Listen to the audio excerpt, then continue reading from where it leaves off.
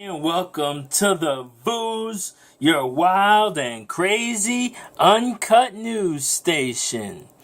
Alright, let's see. We're going to be getting in here now with some news, some booze, but we're going to get in some, some chilling, it's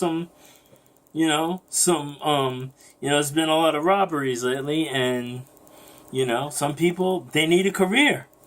And we got to say, this is going to be get ahead in your career by avoiding these body language mistakes. All right. We're going to get you ahead so you don't have to worry about doing these stick-ups. You don't have to be like, give me the fucking money. All right. Number 1, slouching in your seat. If you have a desk job and you have, you're working with a computer and phone, that's pretty much a no-no. Everyone knows that slouching is not only bad for their back, but it could also make them feel small and unimportant. However, if you consistently slouch in your seat at the office, your boss and or fellow employees could assume that you don't care and are too comfortable at your job. Solution: try to use a standing desk. This will not only make you stand up straight, but could make others believe you're more engaged in your work. Yeah. Rolling your eyes.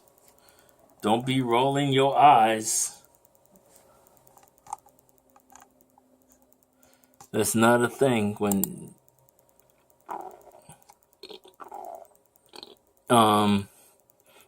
so here's an easy one.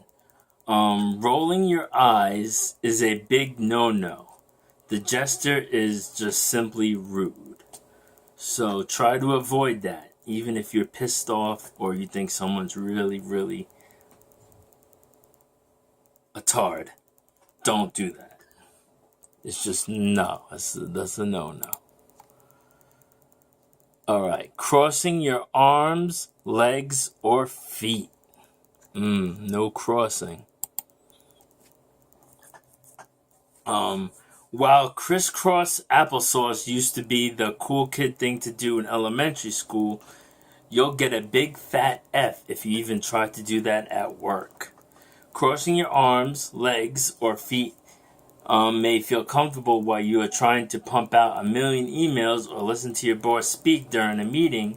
However, this nonverbal behavior could give off negative signals to others around you.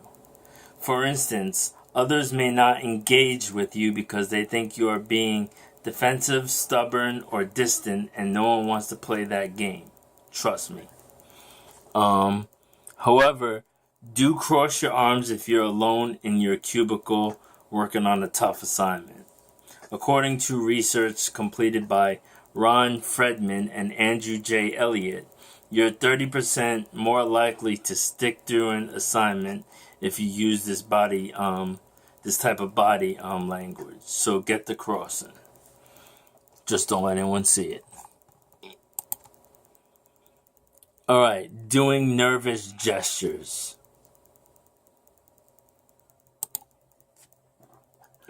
This is number 4. Alright, cracking your knuckles, playing with your hair, biting your nails and lip all fall under the examples of a nervous gesture. Well, these little nuances may be okay to do in the comfort of your home. Displaying these nervous habits in front of your boss or colleagues may lessen your credibility and make others believe you're anxious or incompetent. And even though you know this is not the case, it's best practice to steer clear of these little mistakes. Ask a friendly colleague to point out when you're unconsciously doing any of these nervous coups. The less jittery you are, the more calm and confident you may appear, which is always a win-win in our books. And if you have a problem with that, reach for L-theanine or phenibut. Those supplements could help against these tics and things that you do. All right. There's 16 here, so it's gonna take a while. So yeah, I have an energy station you could check out if you want to learn more about that. All right, number 5. Not mirroring others. Mirroring your colleagues enhances your chances of building a positive rapport with them. Why? Because using the chameleon effect often allows you to engage in more deeper conversations with other people, which in the long run could allow others to trust you more. All right, number 6, failing to make eye contact. You can't see because I wear this mask because I like to, and I like to wear stuff. I'm going to be ordering new things soon for my channel, like, because this is the same boring stuff that's.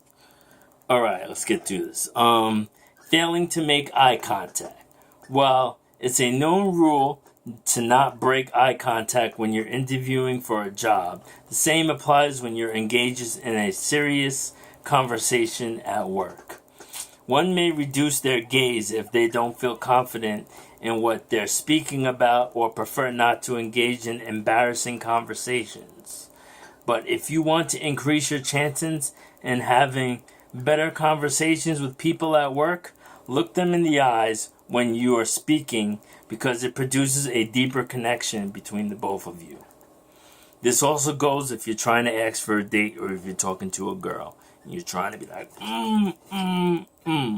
or a dude, vice versa. Number 7, giving a weak handshake.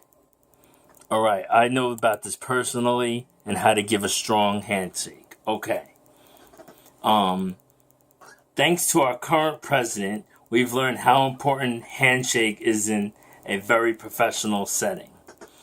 And while we don't recommend pulling your colleague's whole arm towards you, it's suggested that you have good posture and make eye contact and give a nice, firm shake. Allow this guy to be as good as they come.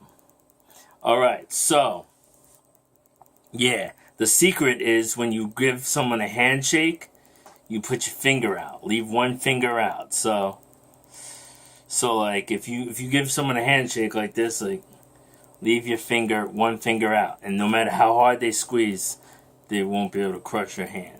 So if they're trying to be cool or be dominant, they'll just be like, and they'll look like idiots. Well, they'll feel like it. They're like, whoa, this boy's badass. All right, looking bored. Obviously, you don't want to look bored at your job, or they're going to be like making you do lots of stuff and enslave that ass. All right, so looking bored. Staring at the clock, aimlessly doodling on a pad of paper, sighing at your desk. All of these things could show your boss that you're bored at work, even when you don't think they're noticing. Try to be mindful of your body language, especially nonverbal behavior accounts for 55% of the messages you communicate. Go for a walk if you feel bored, or ask your colleagues if they need help with anything. The more proactive you are at work, the better you may feel. And like again, theanine and phenibut is also the good supplement for that if you want to check out my energy page. That's number 8. All right, number 9. Avoid the fig leaf. Ooh. The fig leaf. Oh. All right, another posture to avoid is crossing your hands over your genitals, sometimes called the fig leaf position. This may have worked for Adam and Eve in the Garden of Eden, but at work, it will just look defensive and uncomfortable. Or like you popped a woody and you're trying to, hide it. Fuck it, if you pop a woody, just let it be out, They might like it. They might be like, ooh, he thinks I'm cute. Nah. But yeah, avoid the fig leaf, please. Number 9. That's number 9. Number 10. Don't forget to smile. Even if you're pissed. I'm always smiling. Smiling is one of the easiest ways to convey confidence, showing your engagement and put everyone at ease. So don't forget to smile, even if you're pissed. Number 11, hiding your hands. Ooh, yeah, you don't want to do that. They'll think like you have a Glock or a knife or something. Nah. Alright, we have some bad news for you, introverts. Hiding your hands when you're engaging in a conversation can be perceived as being not trustworthy. Plus, according to a study by Colgate University, people are more inclined to listen to you if you use your hands when you speak. While you don't want to wildly wave your hands in the air like you just don't get like, yeah, you should have your palms open and facing up to be viewed as as trustworthy and open. So, be like, yeah, what's up? Yeah, what's up? Don't be like, don't be throwing up signs or anything, but, just be like, yeah, all right, it's number 11. All right, on to number 12.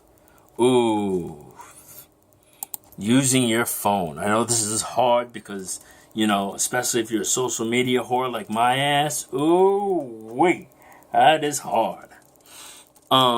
Unless it's part of your job to be on your phone 24/7, it might be best to refrain from using it as often as possible. Using your phone at work, especially during a meeting, shows lack of respect to the person who's talking. Ideally, try to keep the relationship with your phone at a minimum. If you do need to use it in front of your colleague, say excuse me before you text away. Trust us, Mom will be proud. Yeah, I know that's hard, but you just gotta, do what you gotta do. Because, stay off that social media. Yeah. Alright, number 13. Eyeing the clock. Now, I know we all do this. Me, it's different because my job, I'm on a vehicle, so it doesn't matter. The clock is the clock. But I used to do this. Everyone does this. They just want to get out of there.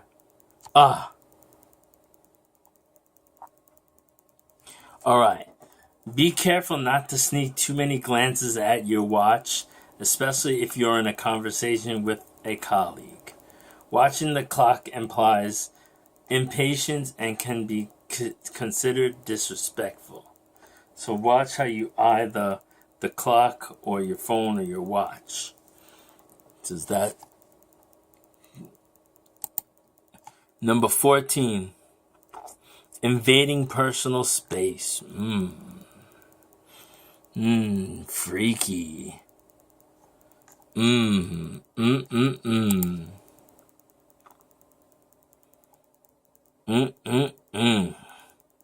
Invading personal space. Alright.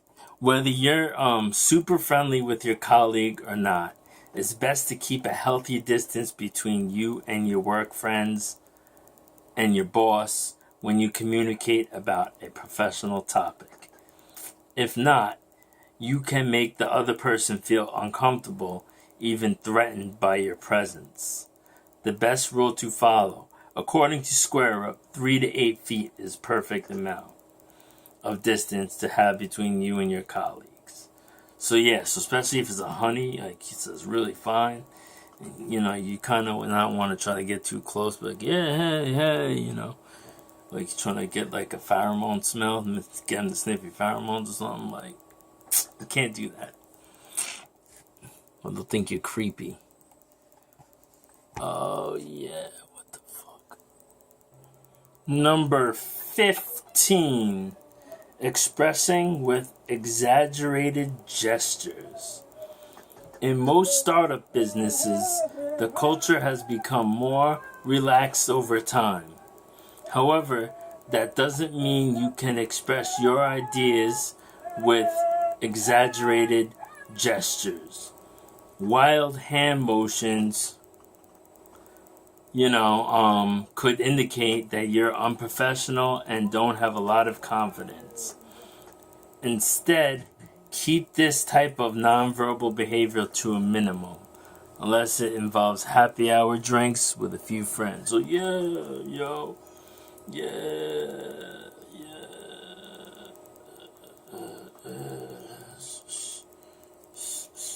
none of that stuff.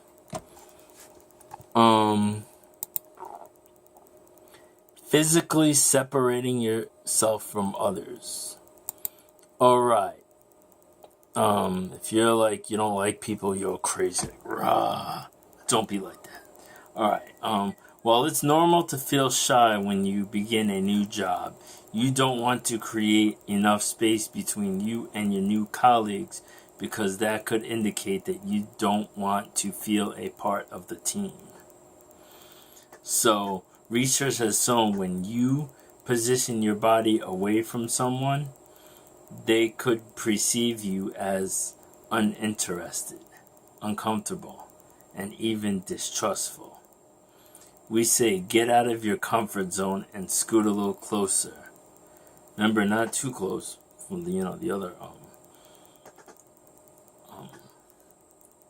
advice to engage with your teammates. So we say get out your comfort zone, scoot a little closer, and engage your teammates. So you can't be too close, like we said, can invade people's space. But you can't be, too far either. You can't, you gotta feel like you're part of the team. Like Team Jergens or Team Gatorade. Your job, we're gonna get this money. We're gonna get this rolling. You know what I'm saying? So for more stuff, please subscribe to my channel. Hit that subscribe button right there and hit that notification bell, because you don't want to miss any booze, wild and crazy uncut news.